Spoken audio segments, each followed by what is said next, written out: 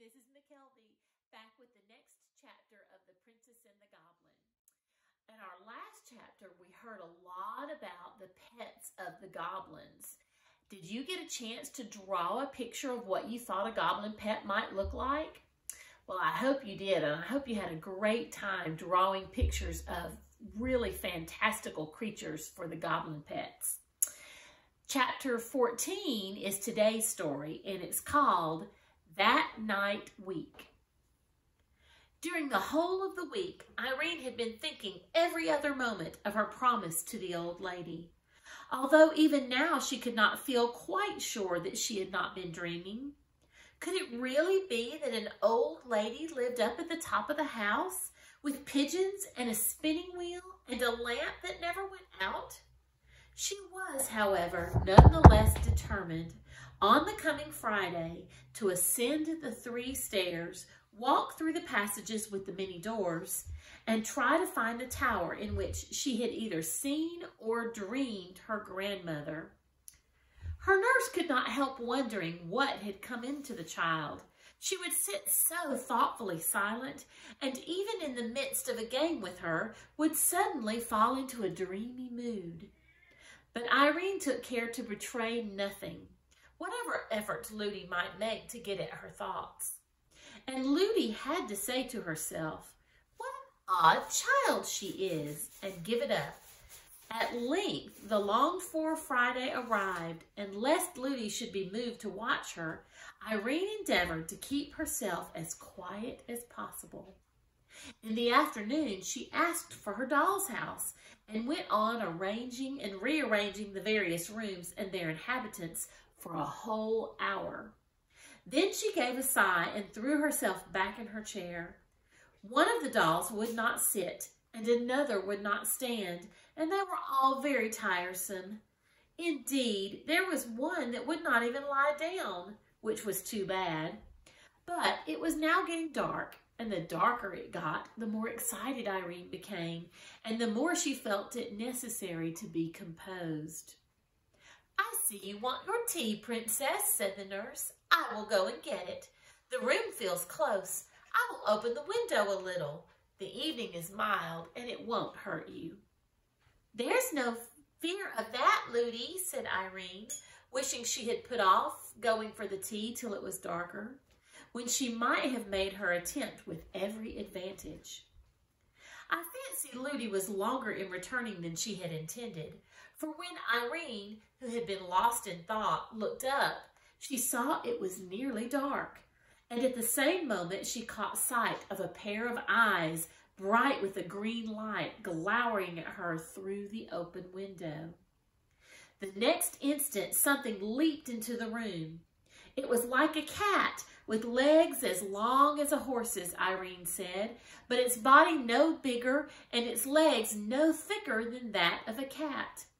She was too frightened to cry out, but not too frightened to jump from her chair and run from the room. Now, what do you think that was that the princess saw peeking in at her through the window?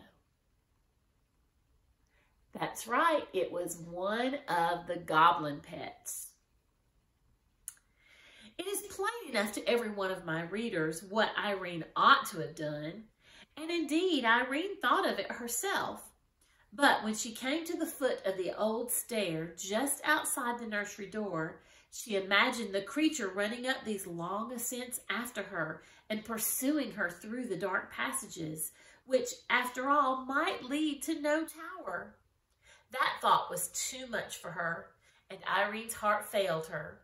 So turning from the stair, she rushed along into the hall, whence, finding the front door open, she darted into the court, pursued, at least she thought so, by the creature. No one happening to see her, on she ran, unable to think for her fear, and ready to run anywhere to elude the awful creature with the stilt legs. Not daring to look behind her, Irene rushed straight out of the gate and up the mountain. It was foolish indeed, thus to run farther and farther from all who could help her, as if she had been seeking a fit spot for the goblin creature to eat her in at his leisure. But that is the way fear sometimes behaves. It always sides with the thing we are afraid of. The princess was soon out of breath with running uphill, but she ran on, for she fancied the horrible creature just behind her, forgetting that, had it been after her, such long legs as those surely would have overtaken her a long time ago. At last she could run no longer, and fell, unable even to scream, by the roadside, where she lay for some time half dead with terror. But finding nothing to lay hold of her, and her breath beginning to come back, she ventured at length to get half up and peer anxiously about her. It was now so dark she could see nothing. Not a single star was out. She could not even tell in what direction the house lay, and between her and her home she fancied the dreadful creature lying ready to pounce upon her. She saw now she ought to have ran up the stairs at once. It was well she did not scream, for although very few of the goblins had come out for weeks, a stray idler or two might have heard her. She sat down upon a stone, and nobody but one who had done something wrong could have been more miserable. She had quite forgotten her promise to visit her grandmother. A raindrop fell upon her face. She looked up, and for a moment her terror was lost in astonishment. At first she thought the rising moon had left her place, and drawn nigh to see what could be the matter with the little girl, sitting alone without hat or cloak on the dark bare mountain.